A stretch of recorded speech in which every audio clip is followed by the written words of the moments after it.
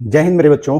आज की क्लास में हम बात करेंगे मोशन की। मैं कोशिश करूंगा कि मोशन से रिलेटेड जो भी छोटी बड़ी बातें हैं वो सारी बातें मैं आपको बताऊं। उसके लिए सबसे पहले आप एक नोटबुक और पेन लेके बैठें और जो कुछ मैं बोल रहा हूं उसको नोट करते जाएं। क्यों? क्योंकि इसमें मैक्सिमम बातें आपको नोट करने लायक ही हैं।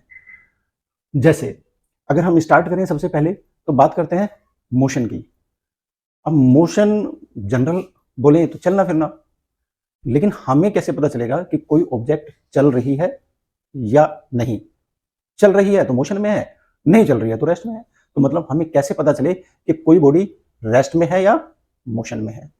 तो उसके लिए हमें करना क्या होता है कि बॉडी की पोजीशन को कंपेयर करना होता है उस बॉडी के सराउंडिंग्स में प्रेजेंट दूसरी ऑब्जेक्ट्स की पोजीशन से।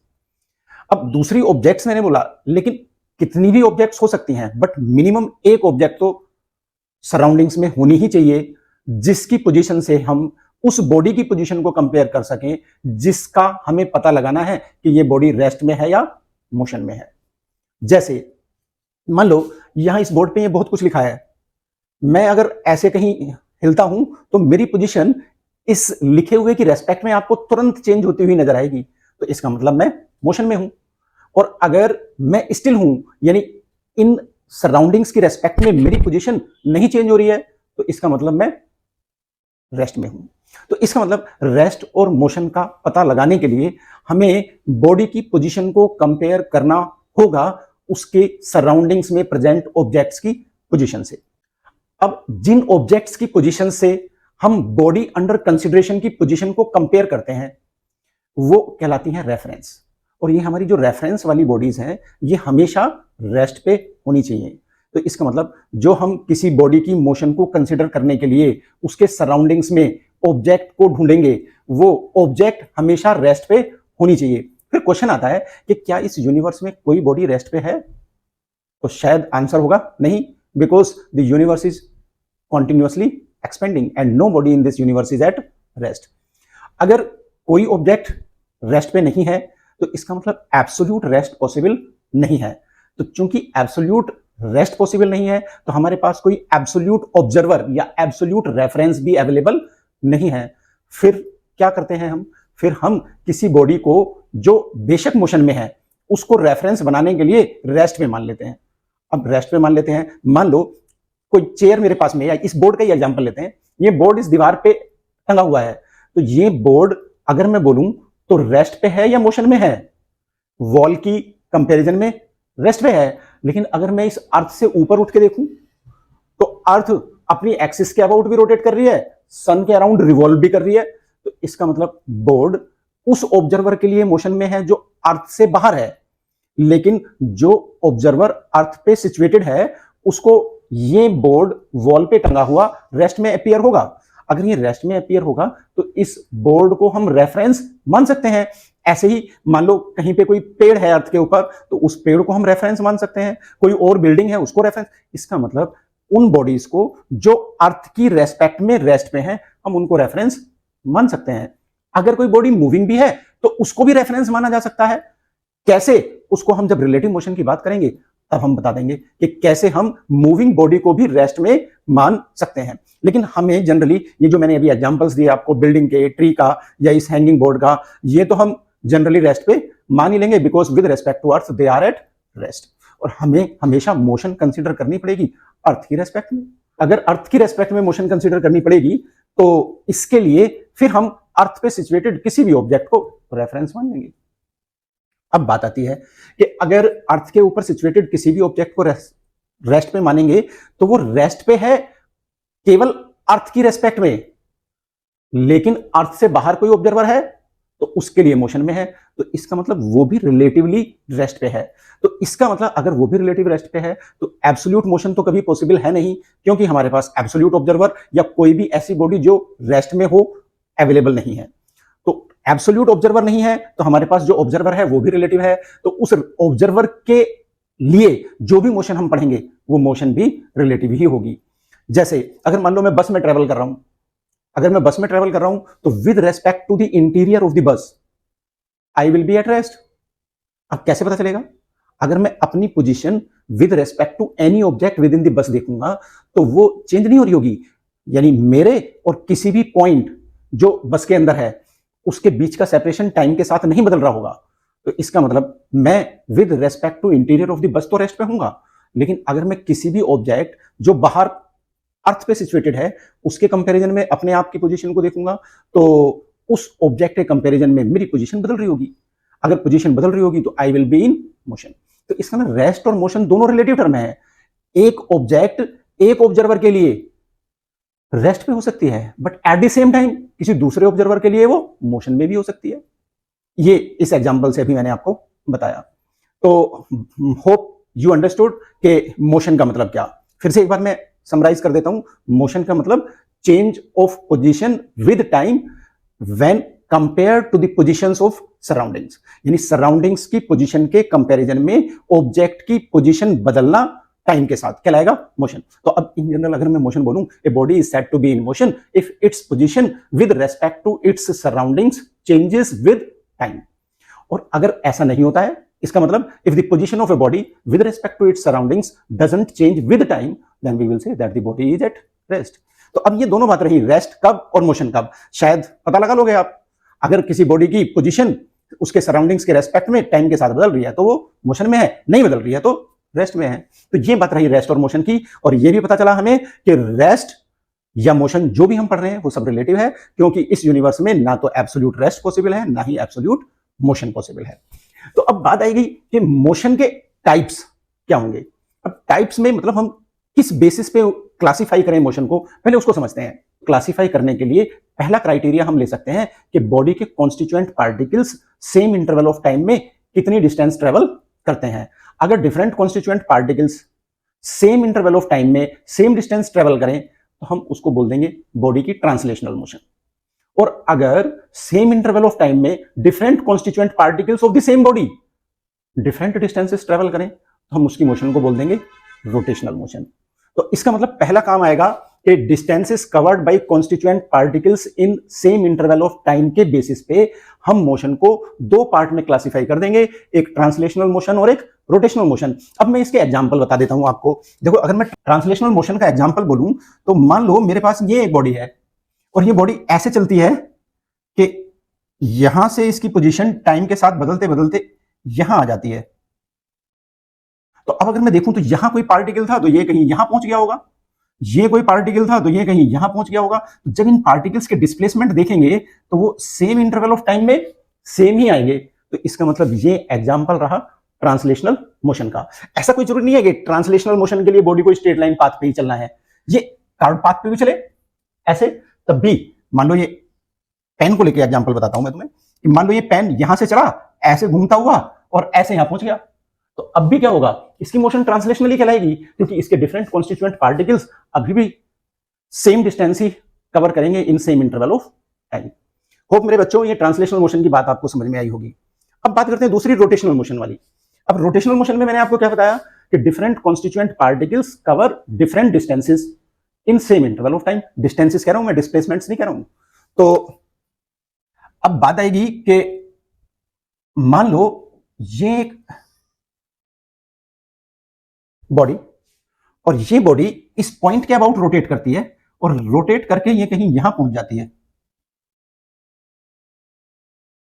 मान लो यहां कहीं पहुंच गई है, तो ये कोई पार्टिकल रहा होगा तो ये घूम के यहां कहीं पहुंच गया होगा, यहां कोई पार्टिकल रहा होगा तो ये घूम के यहां पहुंच गया होगा, ये पार्टिकल घूम के यहां पहुंच गया होगा। तो अब हम देख सकते हैं कि अलग अलग पार्टिकल का distance covered in same interval of time different है।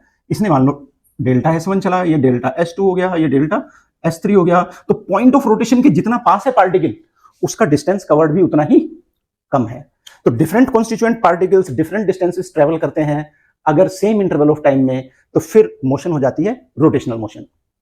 अब इसके एग्जांपल, मान लो मैं इसको ही ऐसे रोटेट कराना शुरू कर दूं मार्कर को अपने, तो इसकी motion different constituent particles different distances cover कर रहे होंगे। ऐसे ही अगर मान लो मैं रिवॉल्विंग फैन की बात करूं, फैन अगर रिवॉल्व कर रहा है तो उसके ब्लेड्स पे situated different particles same interval में डिफरेंट डिस्टेंसेस कवर कर रहे होंगे। तो इसका मतलब वो भी एग्जांपल किसका हो गया, रोटेशनल मोशन का।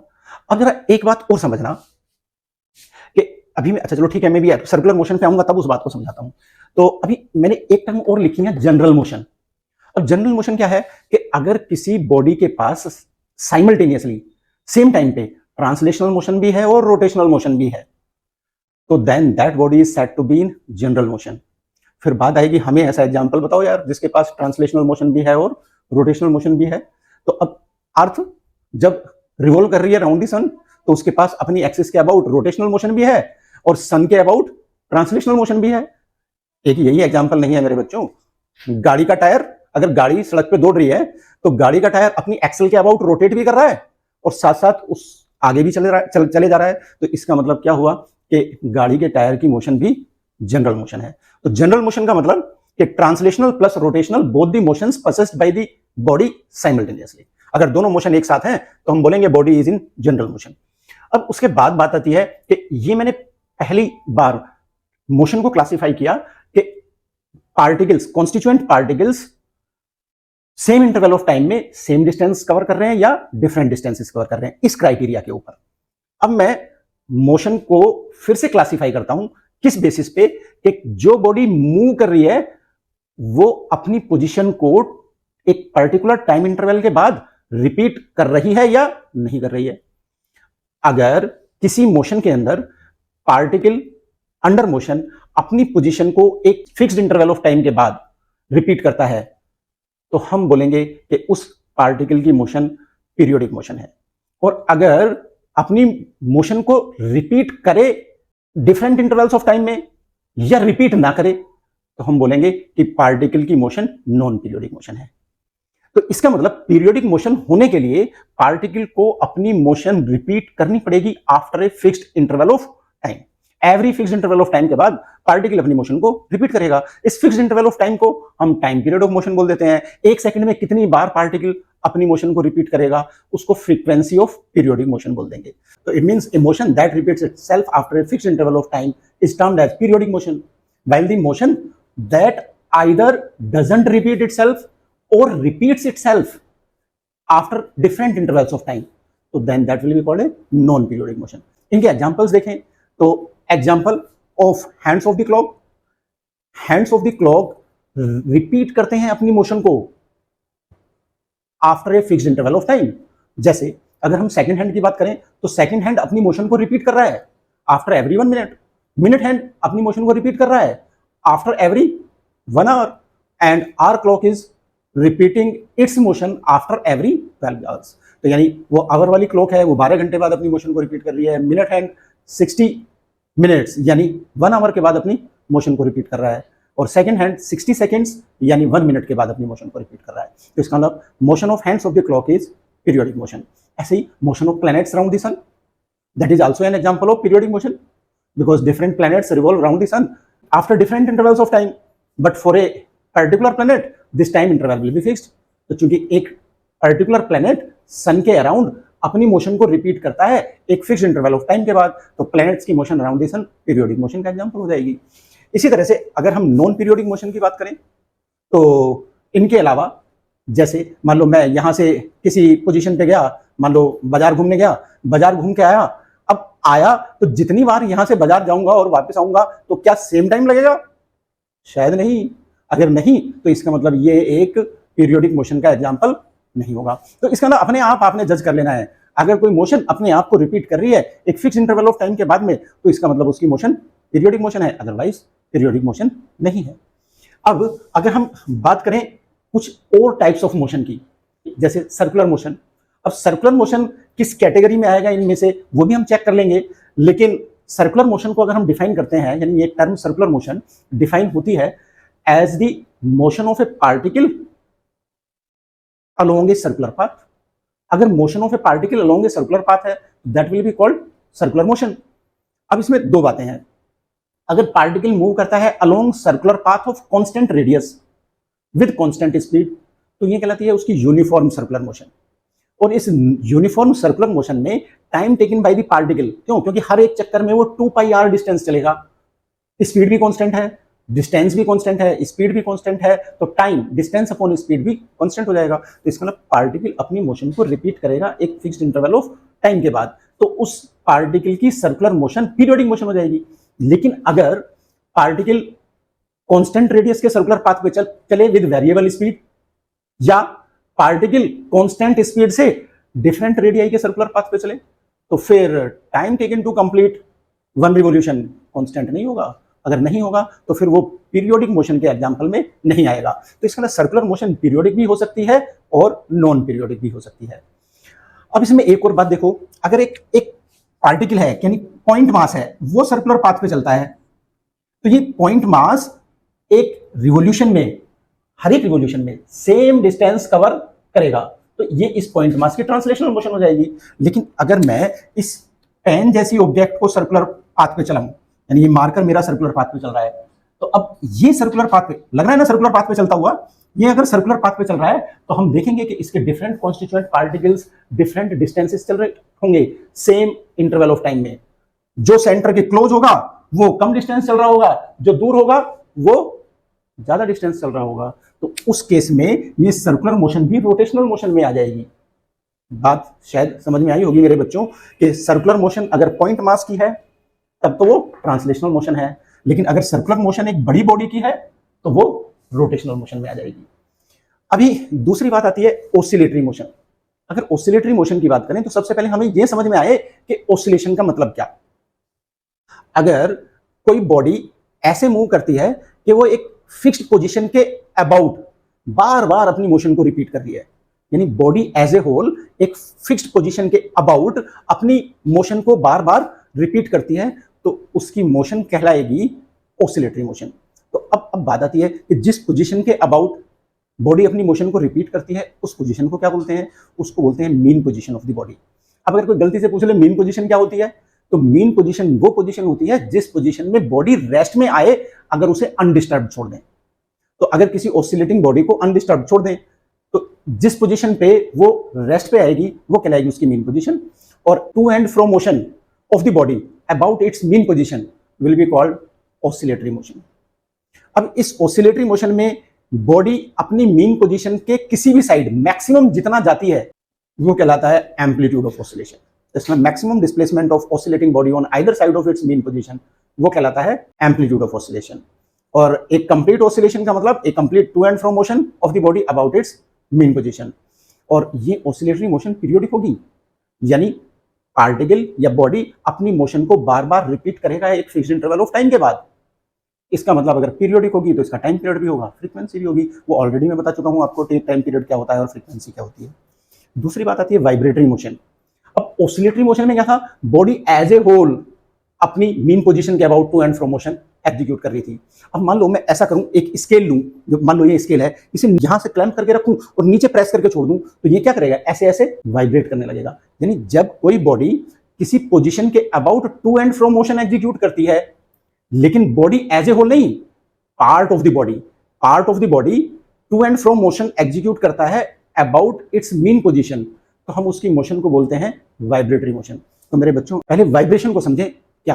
अब वाइब्रेशन अगर बोले तो it is the complete to and fro motion, a complete to and fro motion of part of a body about its mean position. Body as a whole कहीं नहीं जा रही है, बॉडी अपनी पोजीशन पे फिक्स्ड है, बस part of body to and fro motion execute कर रहा है अपनी मीन पोजीशन के अबाउट। और वाइब्रेटरी मोशन क्या हो गई फिर, the motion in which part of a body executes to and fro motion about its mean position. किसी बॉडी का कुछ पार्ट, बॉडी अपनी पोजीशन पे फिक्स्ड है बट उसका कुछ पार्ट अपनी मीन पोजीशन के about to and fro motion execute कर रहा है, तो ऐसी मोशन को हम बोल देते हैं वाइब्रेटरी मोशन। अब जैसे मान लो बीटिंग ऑफ हार्ट बोले, तो बीटिंग ऑफ हार्ट में हार्ट हमारा निकल के कहीं बाहर थोड़ी भागा जा रहा है, part of heart to and fro motion execute कर रहा है अपनी मीन पोजीशन के अबाउट, तो वो बीटिंग ऑफ हार्ट को लेके आएंगे हम वाइब्रेटरी मोशन में। इसी तरह से अभी मैंने जैसे स्केल वाला एग्जांपल बताया, स्केल वाले एग्जांपल में क्या किया हमने कि स्केल को एक एंड को क्लैंप किया और दूसरे एंड को प्रेस करके छोड़ दिया, तो वो वाइब्रेशन ऑफ स्केल हो गए। इसी तरह से स्ट्रिंग्ड इंस्ट्रूमेंट्स, जितने भी स्ट्रिंग इंस्ट्रूमेंट हैं इसमें स्ट्रिंग क्लैंप है बिटवीन टू फिक्स्ड पोजीशन। आप क्या कर रहे हो, उसको प्लग करके डिस्टर्ब कर रहे हो। डिस्टर्ब करने से क्या हो रहा है, वायर एज ए होल कहीं नहीं जा रहा है, डिफरेंट कॉन्स्टिट्यूएंट पार्टिकल्स अपनी अपनी मीन पोजीशन के about to and fro motion execute कर रहे हैं, तो इसलिए हम बोल देते हैं वाइब्रेशंस ऑफ द स्ट्रिंग। उसमें ऑसिलेशंस ऑफ स्ट्रिंग नहीं बोलते हैं हम, वाइब्रेशंस ऑफ स्ट्रिंग्स बोलते हैं। बात समझ में आ गई। अगर ऑसिलेटरी मोशन में सिंपल पेंडुलम का एग्जांपल देखें तो सिंपल पेंडुलम की डेफिनेशन ही होती है a heavy point mass suspended from a rigid support with the help of A mass less in extensible string. अब चूंकि हैवी पॉइंट मास है तो बॉब दिखता है वो बड़ा, लेकिन उसको हमें आइडियली मानना होता है पॉइंट मास, और वो point mass as a whole अपनी मीन पोजीशन के about to and from motion execute कर रहा होता है, तो इसलिए हम बोल देते हैं ऑसिलेशंस ऑफ बॉब।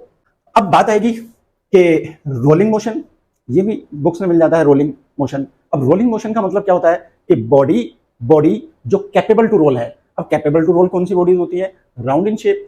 जो बॉडीज राउंड इन शेप हैं वो कैपेबल टू रोल होती हैं। अब वो कैपेबल टू रोल होती हैं तो वो रोल करने लायक बॉडीज जब अपनी पोजीशन चेंज करेंगी with respect to its surroundings, तो हम उसकी मोशन को बोल देंगे रोलिंग मोशन। तो बॉडी कैपेबल टू रोल जब अपनी पोजीशन चेंज करेगी with respect to its surroundings तो उसकी मोशन हो जाएगी रोलिंग मोशन। दूसरी होती है स्लाइडिंग मोशन। अब स्लाइडिंग मोशन में क्या है कि बॉडी अपनी पोजीशन चेंज कर रही होती है रब करते हुए ओवर ए सरफेस, किसी सरफेस के ऊपर रब करते हुए अपनी पोजीशन चेंज कर रही होती है। रोलिंग में रोल कर रही होती है, स्लाइडिंग में सीधे अपनी पोजीशन रब करते हुए चेंज कर रही होती है। तो अब स्लाइडिंग में और रोलिंग में क्या डिफरेंस है तो इसको भी समझ लो। देखो अगर ये बॉडी स्लाइड कर रही है, इस तरफ मान लो जा रही है, तो ये इस सरफेस के अगेंस्ट में रब करती हुई जा रही है, तो इसका मतलब there is relative motion between any contact point of the body with the surface and the surface. Surface और कॉन्टैक्ट पॉइंट के बीच में हमेशा रिलेटिव मोशन है। लेकिन जब कोई बॉडी रोल करती है किसी सरफेस के ऊपर, तो रोलिंग में क्या है, ये आगे की तरफ रोटेट करती है एक तरह से आगे की तरफ, तो ये point of contact of body with the surface कभी भी रिलेटिव मोशन में नहीं होता है। अगर ये रिलेटिव मोशन में आ गया यानी इसकी रेस्पेक्ट में शिफ्ट हो गया तो फिर ये स्लाइडिंग बन जाएगी। तो इसका मतलब स्लाइडिंग में बॉडी के contact points with respect to ground shift हो रहे होते हैं, यानी अपनी पोजीशन बदल रहे होते हैं। लेकिन रोलिंग में बॉडी का contact point with the ground की रेस्पेक्ट में हमेशा रेस्ट में होता है, मोशन में नहीं होता है। तो इस केस में बस ये बॉडी ऐसे बोलो कि ये रोटेट करती रहेगी अबाउट दिस पॉइंट, इस पॉइंट के अबाउट रोटेट करती रहेगी।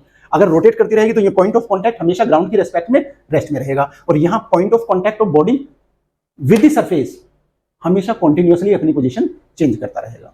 तो ये स्लाइडिंग हो जाता है, ये रोलिंग का एग्जाम्पल हो जाता है। तो शायद मेरे बच्चों ये सारी बातें आपको पता चली होंगी। अभी एक बात और समझ लेना कि मैंने स्टार्टिंग में मोशन के लिए बताया कि किसी भी बॉडी की मोशन को कंसीडर करने के लिए हमें क्या चाहिए होता है, बॉडी के सराउंडिंग्स में कम से कम एक ऑब्जेक्ट जो रेस्ट में हो, उसको हम रेफरेंस मानते हैं। अगर हम उस ऑब्जेक्ट जिसको हमने रेफरेंस माना है उसके साथ एसोसिएट करते हैं कोऑर्डिनेट एक्सिस, तो वो बन जाता है एक फ्रेम ऑफ रेफरेंस। और ये फ्रेम ऑफ रेफरेंस दो तरह के होते हैं, एक ऐसे जिनके अंदर न्यूटन्स लॉज ऑफ मोशन ओबे होते हैं, वो कहलाते हैं इनर्शियल फ्रेम्स ऑफ रेफरेंस। और इनर्शियल फ्रेम्स ऑफ रेफरेंस या तो रेस्ट में होते हैं, यानी या तो हमारा ऑब्जर्वर रेस्ट पे होता है या फिर observer moving with uniform speed होता है। तो यानी ऐसे फ्रेम्स ऑफ रेफरेंस जो या तो रेस्ट में है या फिर मूविंग विद यूनिफॉर्म स्पीड है, वो कहलाते हैं इनर्शियल फ्रेम्स ऑफ रेफरेंस। और ऐसे फ्रेम्स ऑफ रेफरेंस जो एक्सेलरेटिंग हैं वो कहलाते हैं non inertial frames of reference, क्योंकि उनके अंदर न्यूटन्स लॉस ऑफ मोशन ओबे नहीं होते हैं। तो होप मेरे बच्चों मोशन का ये थोड़ा सा इंट्रोडक्शन आप लोगों को समझ में आया होगा। अब हम बात करेंगे मोशन की इन डिटेल।